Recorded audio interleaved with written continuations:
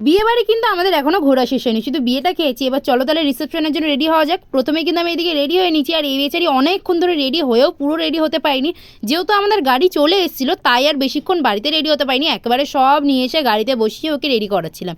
আর এই গাড়িটা কিন্তু আমাদের নিজেদেরই বুক করা ছিল পার্সোনালি, কোনো বরের বাড়ি বা বউয়ের বাড়ি কিন্তু এগুলো গাড়ি নয়। এবার চলো তাহলে ফাইনালি রওনা দিলাম। আর বিয়ে বাড়িতে যাচ্ছি তাও গাড়ি বুক করে, একটু নাচানাচি করবো না, এটা কি হয়?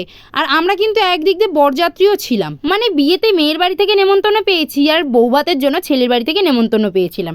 আর এদিকে আমরা ফাইনালি চলেও আসলাম একেবারে গেটের সামনে। আর দেখো এটা হচ্ছে আমাদের ফাইনাল লুক, কেমন হয়েছে অবশ্যই জানাবে। আর গেটটা জাস্ট দেখো কি দারুণ করে সাজিয়েছিল, হাতে যে গাছ কৌটোগুলো রাখে বিয়েতে মেয়েরা সেগুলোই কিন্তু দুপাশে দুটো বড় বড় দাঁড় করিয়েছিল। এবার চলো তাহলে একটু আমার বোনের কাছে যাওয়া যাক, মানে কোণে যে আজকে ব্রাইড তার কাছে চলো যাওয়া যাক। এখানে হয়তো হলদি হয়েছিল, আর এখানে এই যে ফাইনালি ওকে দেখতে পেয়েছি অনেক পেছন থেকে। আর এই যে অনেকক্ষণ পরে একটু ফাঁকা হয়েছিল, একটু ছবি টবি তুলে নিয়ে স্টার্টারের কাউন্টার থেকে পকোড়া নিয়ে এদিকে খেতে শুরু করেছিলাম। চলো তাহলে আর বাকি সব কিছু দেখাচ্ছি পরের পার্টে, ততক্ষণে তোমরা চ্যানেলটা সাবস্ক্রাইব করো। টাটা।